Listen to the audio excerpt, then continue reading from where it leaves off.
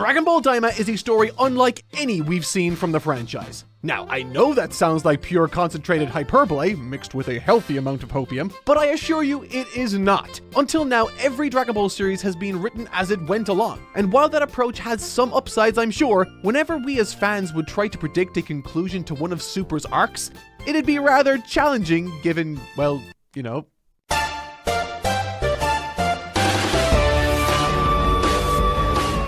Well, let's just say that Toei has never allowed logic, reason, and, well, general compassion for their audience to get in the way of their true vision. Now, that's not to say that I didn't enjoy Super. I did. However, Daima isn't like those other girls. Unlike them, Daima's story has been planned from the very beginning, which means every episode is filled with oh so delicious foreshadowing. We have good guys, bad guys, kind of good guys, kind of bad guys. We've got magic spells, magic weapons, magic carp, and a brand spanking new realm with a host of new rules. There's even hints towards a caste system with tinges of racism, and this time it's on purpose. All of this dialogue is purposely pushing towards the climax of the story, which means I have an idea.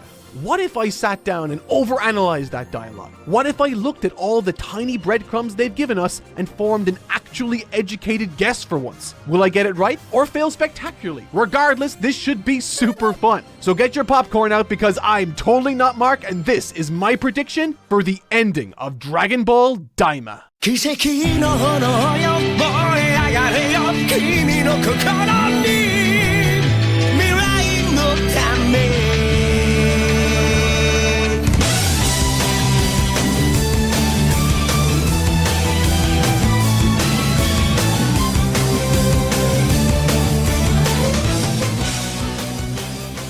What can someone learn from just 6 episodes? Well, if the story is planned from start to finish, quite a lot actually. In Attack on Titan's first episode, the words Eren hears after waking up, the birds we see flying overhead, and the key to the basement are all hints that point towards resolutions we don't see until the latter half of the series at the absolute earliest, and at the very end at the latest. Because of this, I tried to pay extra attention to Dragon Ball Daima. And from watching these episodes over and over and over again, I noticed some interesting hints. Some have been rather explicit, while others were far more subtle. 問題ありの兄弟ばっかりじゃねえの。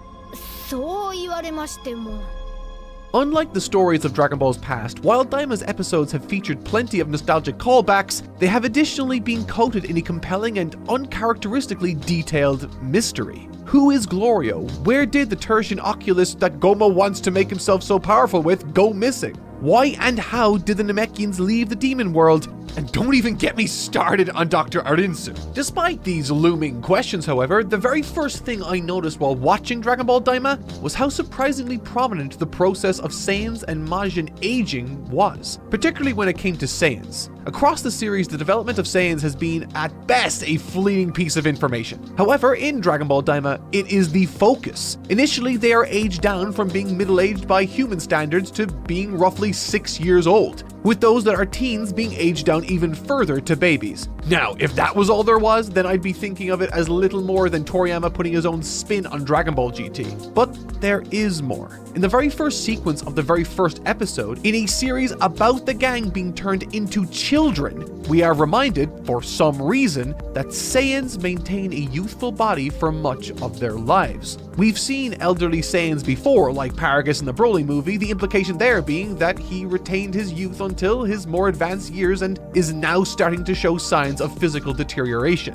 Furthermore, and also in the first episode, Goku specifies the age at which Saiyans routinely undergo a growth spurt, that being 15 years of age. Still, I thought this could just be a coincidence, but then I found something undeniable to me. In episode 4, Goku and his party stumble across palace guards effectively collecting tax from the public, and those that couldn't pay?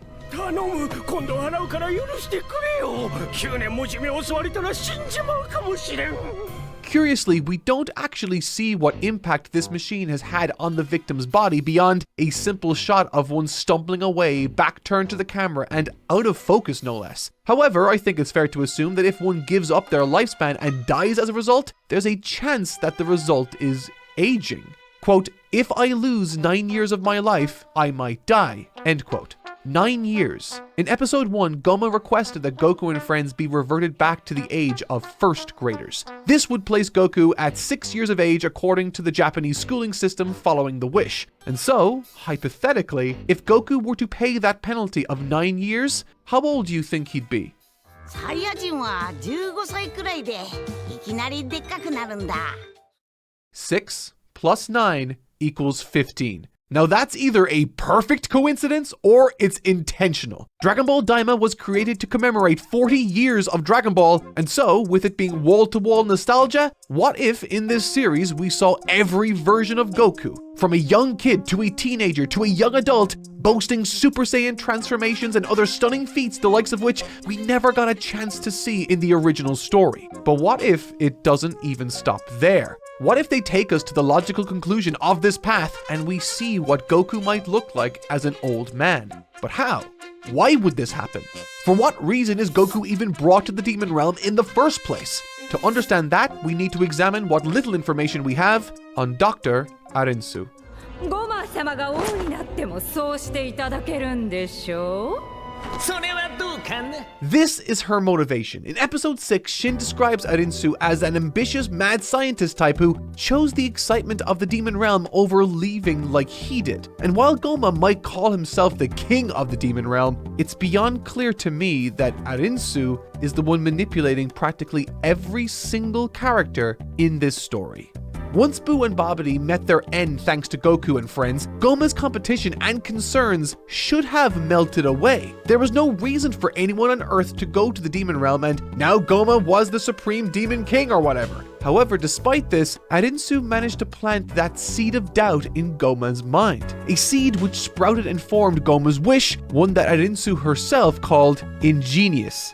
Which brings me to Glorio. Over 2 days following Dende's kidnapping, Glorio arrives and specifically requests Goku's assistance to defeat King Goma, claiming that King Kadan of the Third Demon World put him up to it. However, that was a lie, and we now know that he is reporting directly to Arinsu. More on that in just a sec. And thirdly, to add even more material to this ever-expanding tapestry of mystery, Arinsu traveled to Earth before Goma did with Degasu.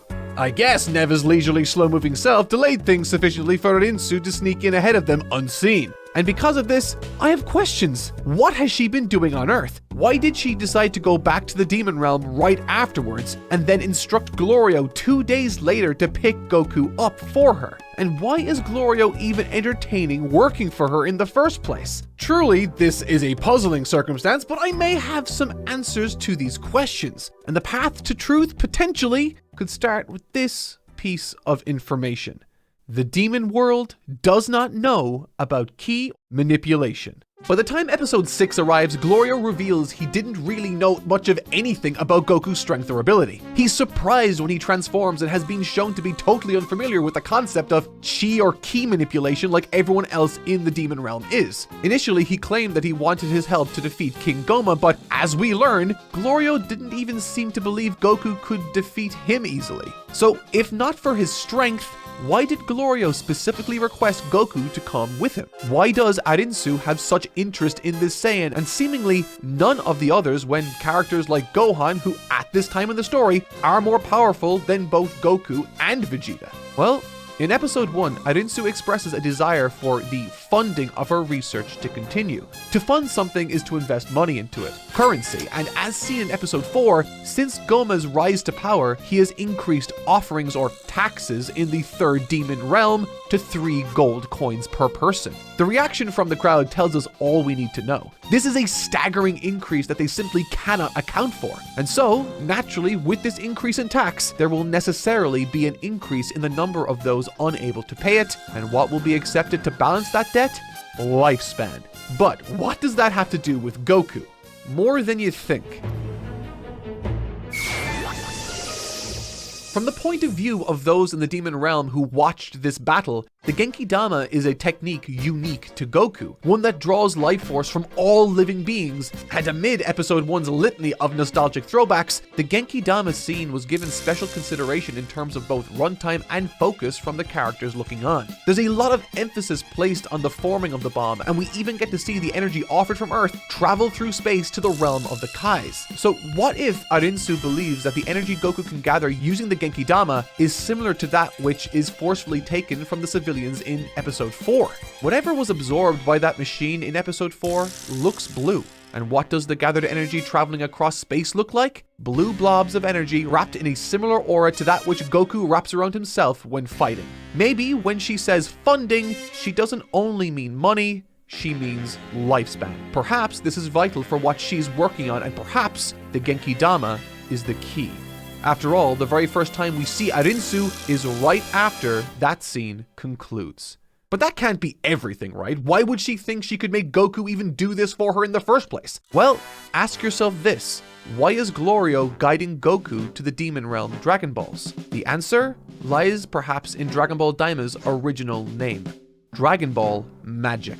As pointed out, the average lifespan on the Demon Realm is 1,000 years, which is fitting because the Demon Realm Dragon Balls were last used over 1,000 years ago. Meaning, outside of those able to benefit from the tax system by extending their own lifespans, there are likely very few individuals alive in this realm that were even around when that wish took place. What that wish might have been, I have my guesses, but what led me to those theories in the first place was what Degasu said about the Earth's Dragon Balls, that they are based in, quote, white magic, which tells me there's a chance the Demon Realm Dragon Balls are based in something else, perhaps black magic. We don't exactly know what the difference is between these types of magic explicitly, but we are given clues. It seems like a black wish might constitute a nefarious action like killing or eliminating someone, whereas a white wish would be something like wishing someone back to life. And so, perhaps any limitations Shenlong might have had, like requiring consent to transport Goku to Earth or something like that, perhaps these black wishes could force others to act against their will. But that can't be it, right? Surely there has to be an apparent drawback to this black magic. And for that, I also have a theory. Admittedly, there's little evidence for this, but it does help me to better understand a certain character, Neva. As soon as the first trailer dropped, Dragon Ball Daima received comparisons to Dragon Ball GT. Sure, this was initially limited to complaints about Goku being transformed into a kid again, but what if there's more to this comparison? Right now, we're aware that there are potentially Dragon Balls that operate with black magic. Black magic Dragon Balls don't sound all that far removed from Black Star Dragon Balls. And while the power those balls wielded was great, they too came with a serious consequence for using them. The planet would be destroyed if they weren't all gathered again. Furthermore, in episode 2, Piccolo describes Neva as the legendary Namek who remained in the Demon Realm alone to protect its Dragon Balls. We later find out that traveling between demon worlds was once possible, however, something happened and now transport is near impossible. Perhaps Abura was a particularly terrible ruler. Perhaps over 1,000 years ago, Neva used the Demon Realm Dragon Balls to help the Namekians escape along with everyone else who wanted to join them. And perhaps since then, this Demon Realm has become a prison. Everyone refers to everywhere outside of the Demon Realm as, quote, the outside world, and so, in other words, these demons are now confined to this world with only the elites getting the ability or freedom to move as they want. 問題ありの兄弟ばっかりじゃねえの。そう言われましても。Glorio seems to hold Shin in contempt for something. Perhaps this extends to the Namekians who fled this realm also. Maybe he holds them responsible. There's a very clear caste system in the Dragon Realm after all, and it seems both the Glins and the Namekians came from the second demon world. But as we've seen, the third demon world, home to the poorest and Glorio too, had to pay that debt. The Demon Realm as it exists today is a prison that demands the most valuable thing a person has to offer, their life. So what if Glorio's only working for Arinsu because someone close to him has a heavy debt to pay? It could even be him. What if Arinsu, being an elite from the first world, promised him that she could give him the lifespan that he needs? Goma did, after all, offer Neva that very same thing. Which brings me to a point of confusion I had. Why did Neva stay?